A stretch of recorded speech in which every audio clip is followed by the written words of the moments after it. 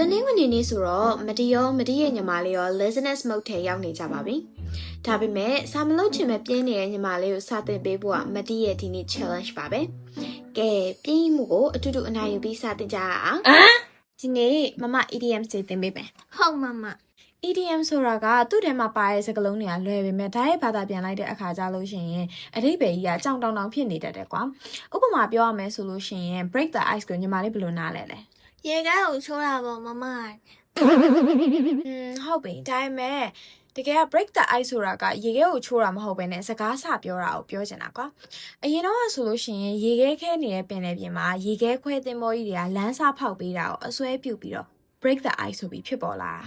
for example သစိမ်းနေကြရဲမှာဆိုလို့ရှိရင်စိမ့်သက်သက်ဖြစ်မနေအောင်လို့ဟာတာလေးနဲ့စလိုက်ရအောင်လို့ပြောချင်လို့ရှိရင် let's tell a joke to break the ice လို့ပြောလို့ရတယ်နောက်တစ်လုံးကကြတော့ hit the books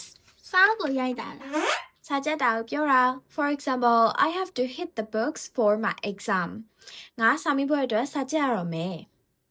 နောက်တစ်ခုအနေနဲ့ spill the beans ပဲရင်ဖိတ်ကြ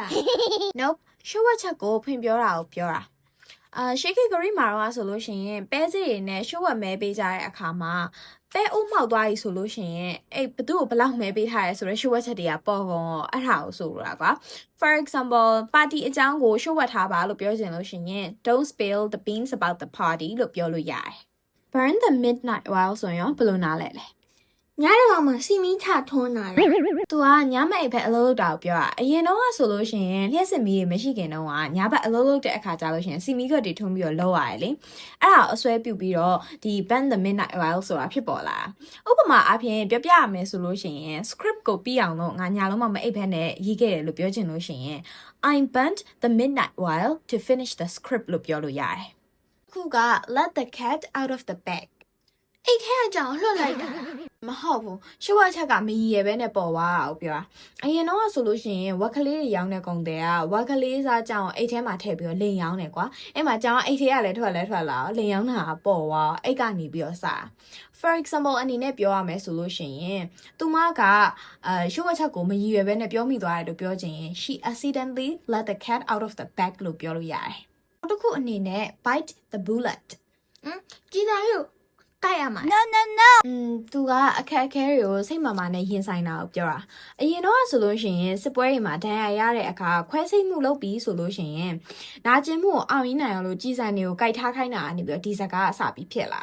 For example I have to bite the bullet and finish this challenge ကဲဒါဆိုညီမလေးကိုပြန်ပေးမယ်ဒီနေ့မမစာတင်တာခက်လား မခတ်ပါဘူးမမရဲ့ piece of cake ပါပဲ တော်တယ်ဒါဆိုမမအခုစာတင်ပြီးပြီဆိုတော့ညီမလေးကဘာလုပ်တော့မှလဲ ညီမလေးက hit the hay အဲ့ရအောင်နောက်ရလေ hit the books မလုပ်ဘူးလား စာတင်ပေးတာကကိုရိုင်းလေးလာတာထက်ပိုပြီးတဲ့ပျော်ဖို့ကောင်းသလိုပြင်းမှုကိုလည်းကြော်hóaနိုင်စေပါတယ်ရှင်